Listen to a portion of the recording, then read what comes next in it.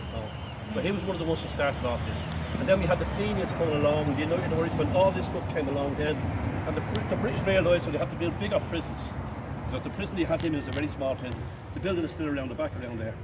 So, also around the back I would have showed you a lovely hospital. It's called St. Brickett's Military Hospital, where we all done our medicals to go overseas. It's still a military hospital today. This is the hospital in the early 1900s, still there. Funny enough, it's gone now, it's gone now. They're actually vacating it, they're moving out to Baldonnel. There's refugees going in up there. We're building a medical facility in Baldonnel.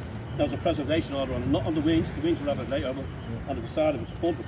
So this is a British military hospital. Still, again, I would have brought it in the show around the place.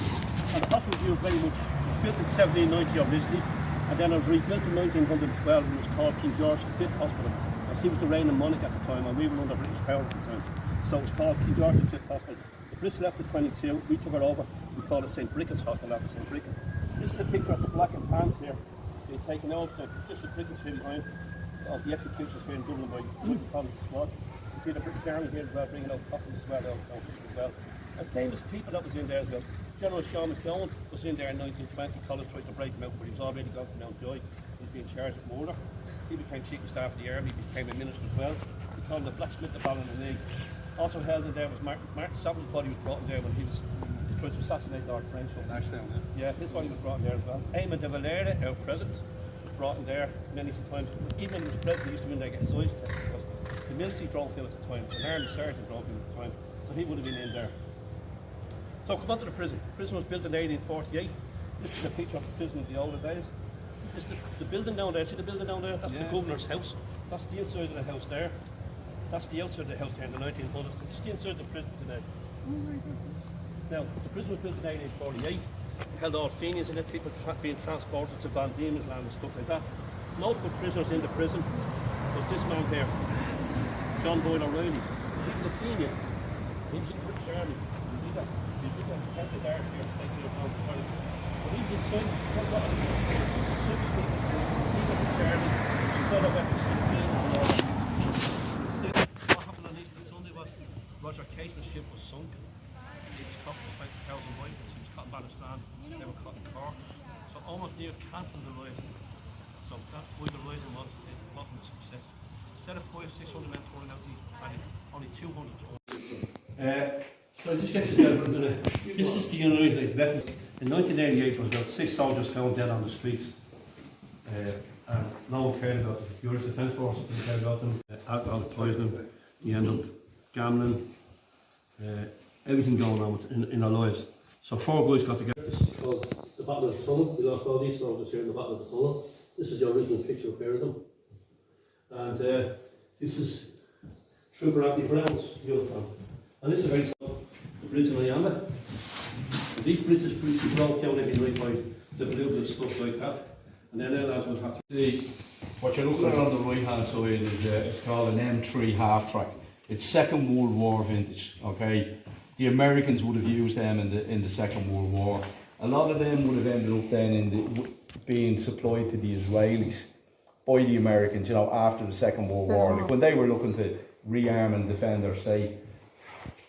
That vehicle was being operated at the time when we were in Lebanon, the 46th Battalion, 1979-1980. This incident took place in April 1980. And that was being operated by a militia, an Israeli kind of backed and controlled and funded militia called DFF, we call them, de facto forces. Others call them the South Lebanese Army. Okay, they were essentially like a paramilitary force, funded, run, armed, and you know, all that paid by the Israelis. Vehicle on the left, you'll see there, the small white vehicle, although it looks a little bit innocuous, right? It was the most powerful vehicle that the Irish Army had at the time. Many 90. With a good few, yeah. It's actually manufactured in France. It's a Panhard, a French armoured vehicle, and it was armed with a very, very large gun, a 90mm high velocity anti-tank weapon. Crewed with 3, driver in the front and the centre, and 2, the gunner and the car commander up in the turret then. What happened basically was there was a village and outpost called a Theory that the Irish controlled. These guys wanted to take it over because it was kind of sticking out into their area. If they got that, they could dominate a hill behind it called Hill 880 and oversee the whole Irish area of operations. Okay, it would have given them a lot more control. At the day, that it was in April 1980, the battalion sports day was on. And of course, a lot of the boys were up, you know, it was all the kind of bit of a social day, so reasonably relaxed. We were literally within, you know, less than a month of coming home. The tour was nearly finished. And these guys made an incursion in through a very light, kind of very lightly, as Ronnie was saying, barbed wire checkpoint there, 615 Alpha down at the crossroads. And they basically rocked up in this half track, you know, with a large body of guys, armed guys. Basically got into a stand, overpowered the Irish sentries. Was there to be 2 guys there, and they set up positions. So it became a major. It developed into a very major incident, and it's known as the Battle of Atiri. Okay. During, look, without kind of boring everyone, a lot of lads know this. During the battle, the Irish, our force, we had our force killed in action over there. Stephen Griffin, he was shot in the head. Unfortunately, he was part of a machine gun group.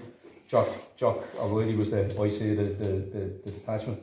He was killed. There was also a Fijian guy killed. Again, a young Fijian soldier was killed. So a lot of nations then were calling, they were deployed to back up the Irish. The Dutch would have been one of the battalions. They were very kind of heavily armed. They had an APC that was armed with an American missile system called a TOW missile system. These guys actually deployed tanks, old Second World War kind of Sherman tanks against the Irish as well.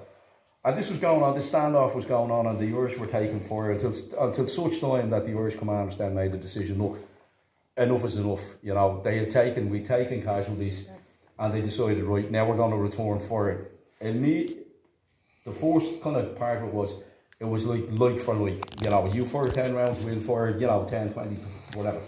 And then it just escalated, and the decision then was made that this half track had to be taken out because it was dominating a position where the Irish one of the main Irish posts were. And the Planard 90 drove up the road. The lads, TC Martin, the guy, isn't that right? TC was the driver, yeah. And they kind of went, you know, hull down, locked up, and they drove up the road, and this thing was firing at them, and they remember the rounds bouncing off it. And they fired a round into that first, and they kind of hit, but nothing happened. Because the round apparently the round had gone through it, okay? And then they fired again, like the crew abandoned it, obviously the crew of that vehicle abandoned it. And then when they fired again, the famous radio report came up from the car commander to say, whatever his call time was, we're finished firing and so are they. Do you know what I mean? So it was a big turning point. It was part of a big tactical move that, like, it wasn't just that in isolation. There was other things going on at the time. All around the village to take back control of the village, yeah. During that final effort to take back the village into Irish control, the DFF suffered a couple of casualties, okay? And one of them was a guy called Bazi, a young militia fighter. He was killed in that firefight. That incident then led to an infamous incident whereby three lads on a resupply convoy were kidnapped by this DFF. They were now, you know, wrongly as we know now, they were sent into their area to relieve an outpost, get Irish troops out. You probably should never have sent Irish troops in there because there was death threats against them at that time because of what had happened. Anyway, the guys were kidnapped. They were identified as Irish by the guy's brother who had been killed, this guy Bazzi, his brother. He was like a local commander.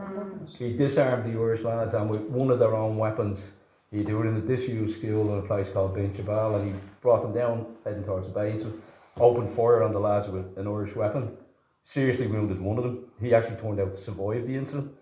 The other 2 lads made a break for it, but they were captured just outside the building, and they were taken away in a car, okay? And they were then subsequently found, like hours later, they had been tortured and executed, both of them. Both married men.